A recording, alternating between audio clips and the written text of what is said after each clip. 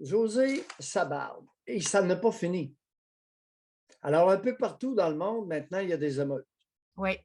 Il y a des émeutes en Iran, il y a des émeutes au Pérou, mais le principal lieu d'émeute, avec une population totale de 215 millions, 2 tiers des États-Unis, c'est le Brésil.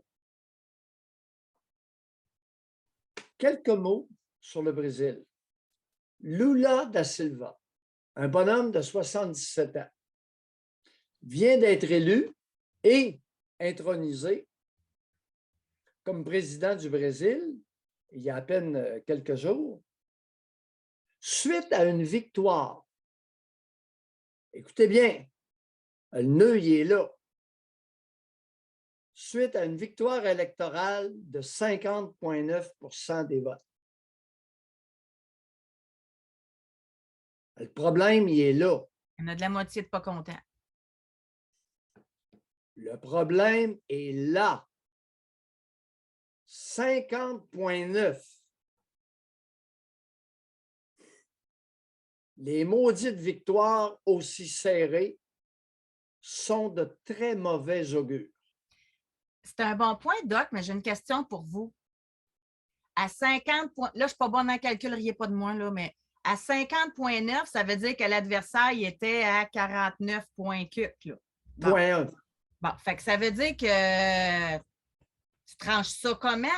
Tu sais, d'une façon ou d'une autre, il y a de la moitié qui n'est pas content, là. Oui, il a gagné. Oui. De très mauvais augure. Deuxième point. Deuxième point, il a gagné dans une idéologie. Un grand malheur ne survient rarement seul. Victoire extrêmement serrée. Victoire extrêmement serrée d'une idéologie sur une autre. Personne ne parle de ça. T'es un communiste! C'est un clash là, avec l'autre d'avant, là. T'es un communiste sur le capitaliste.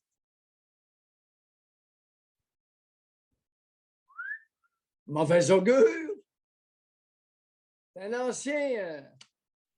ancien Rambo Gauthier. Alors, Lula da Silva, c'est Rambo Gauthier du Brésil. C'est un ancien chef syndical d'idéologie communiste.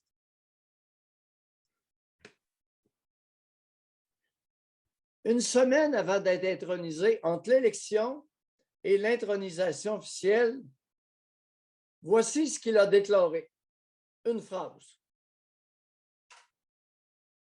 Je vais reconstruire le Brésil et réconcilier les Brésiliens. L'avais-tu lu, cette phrase-là, non? Personne ne l'a lu. J'ai dit, regarde bien. Je vais reconstruire le Brésil qui n'est pas démoli et réconcilier les Brésiliens qui n'ont pas envie de se réconcilier. Ambitieux, hein? Le vieux, il a péché par provocation. Le Brésil n'est pas l'Ukraine, les copains. Puis les Brésiliens, ceux qui sont communistes le sont, ceux qui sont capitalistes le sont. Et le total, c'est 215 millions d'habitants. Le vieux aurait été mieux de se taire avant son intronisation. Il a pavoisé, il a péroré une phrase. Le communiste, qu'est-ce qui caractérise le communiste? Abolition des classes sociales. Pas de propriété privée lucrative. Absence de salaire. Vous avez au Québec 2 chantres du communisme. Jacques Langto, ancien terroriste, felkiste, et Gilles Proulx, grande gueule connue. As-tu lu son dernier article à Jacques Langto Non, je ne l'ai pas lu. sur les religions à Cuba? Est-ce que Jacques Langto a toute sa tête? La question se pose. Il a fait l'éloge du peuple cubain et de ses croyances religieuses d'origine africaine. Je me suis tapé l'article à vomir. Et Gilles Proulx qui n'a de cesse d'encenser les Cubains et le régime communiste. Cuba, la sainte. Vous savez, il y a peut-être un autre pays qui est aussi saint que Cuba, si on le connaissait un peu mieux, s'il y avait un minimum d'informations qui sort de là, on pourrait peut-être comparer avec Cuba, c'est la Corée du Nord. Il en reste deux. Il n'y en a pas 10, là. Il y en À a des deux. degrés différents. Mais il se pourrait que la Corée du Nord soit la Sainte Corée aussi. Une patente à gosse comme Cuba. Alors, vous aurez compris que les Brésiliens, non seulement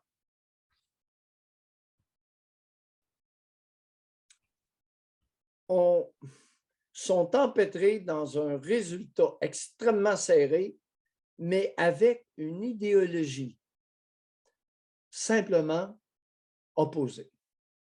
Ce n'est pas comme une victoire serrée dans la même foulée. La CAQ puis les libéraux, là, ça ne fera pas une révolution au Québec, là, que ce soit un ou l'autre qui gagne. T'sais. Voilà, si on veut comparer. Vous savez, Rambo de Silva, il veut reconstruire le Brésil. Qu'est-ce qu'il veut reconstruire?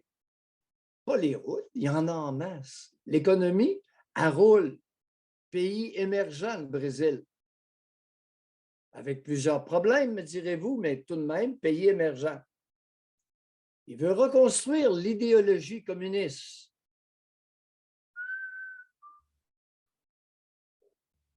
Ça ne passera pas, José.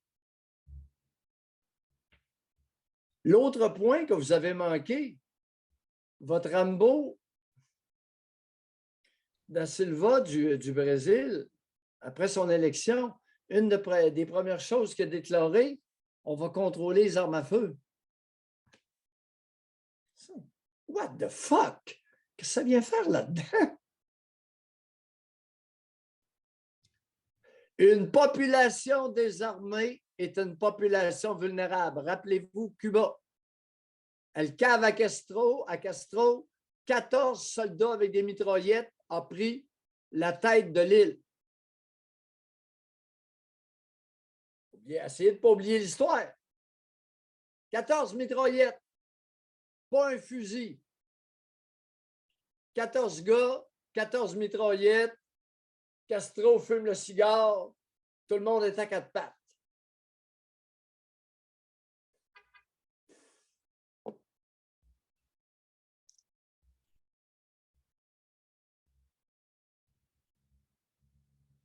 C'est pas fini. Les émeutes du Pérou, ils vont en tirer une gang, l'armée va s'en occuper. L'Iran, c'est pas terminé. Puis même s'ils pendent des gars, pas terminé. Parce que c'est une guerre de sexe. L'Iran est très malvenu. Ils en ont tué une femme. Ils ont fait les manchettes autour du globe et ça continue. Alors, ils vont pendre des gars, mais même s'ils pendent des gars, ils n'ont pendu deux là, il y a quelques jours, deux autres. Ça fait 4 qui pendent. Puis, ils ont beau pendre des hommes, ça ne changera pas grand-chose. Alors, il y a des émeutes dans certains pays qui vont perdurer. Un. Deuxièmement, ça va être laid au Brésil. Ça pourrait. Ce n'est pas que je le souhaite, mais on a deux ingrédients à une pérennité émeutière. Oh, ce matin, je suis inspiré.